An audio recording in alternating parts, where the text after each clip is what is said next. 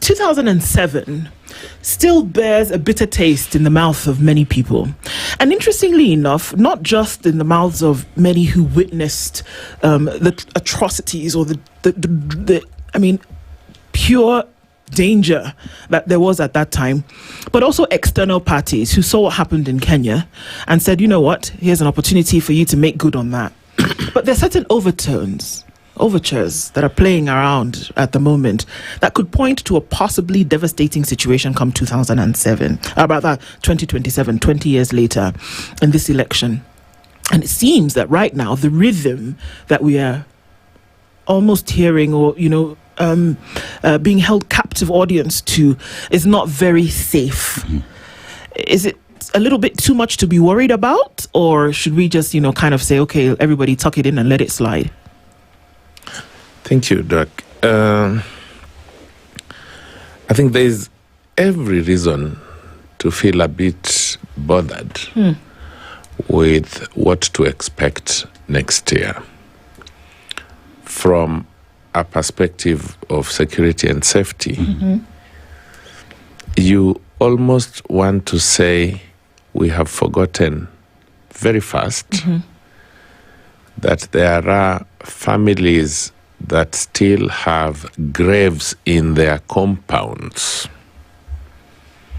We lost 1,100 persons, and there was displacement of another approximately 600,000 to 700,000 Kenyans. Mm-hmm.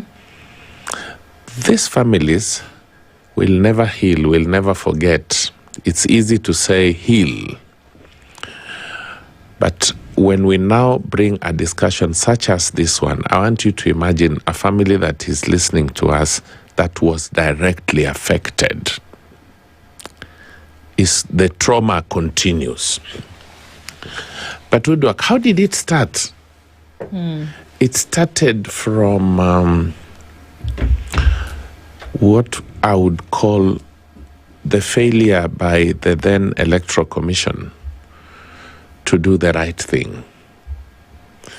Because days into 27th, 28th of December of that year, it was clear that as the results was streaming, 180 in the then 210 was showing a clear pattern of loss and win for then Kibaki and Raila.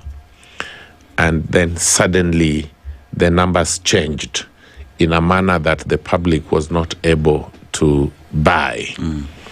And by the way, I must tell you that I was caught in that melee also that time. I had voted I vote up country in Kisumu. So I'd voted, and we were now with my family driving through Kabarnet, coming to Nakuru.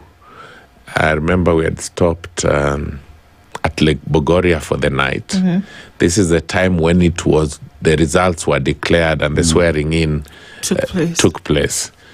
We had to get police security from Bogoria to Nakuru because it was impossible. The lesson we should learn from this is 1 year to another election, how civil should our political leaders be? They are the fuel that will burn the country. When you hear some of them say, even if the votes will not be enough, they will add them. Add them from where? Because you see, that is how the suspicion begins. I think when I was here last, this is my second time, when I was here last, we touched a bit about Olkalau at that time. Right. And we said government invested too much resource in Olkalau until other Kenyans almost were praying their MPs die so that development goes. Because if that is how then development comes. But I fear the recklessness that is in the political divide. But admittedly, Kenyans are more enlightened now than they were in 2007. And actually, this by-election in Olkalau has shown them that, wait a minute, you can vote and just be there to see how the votes are taken to the tallying center and then counted. But I think this recklessness, and you look at the response by the security apparatus, the cabinet secretary and his peers for internal security, inspire no confidence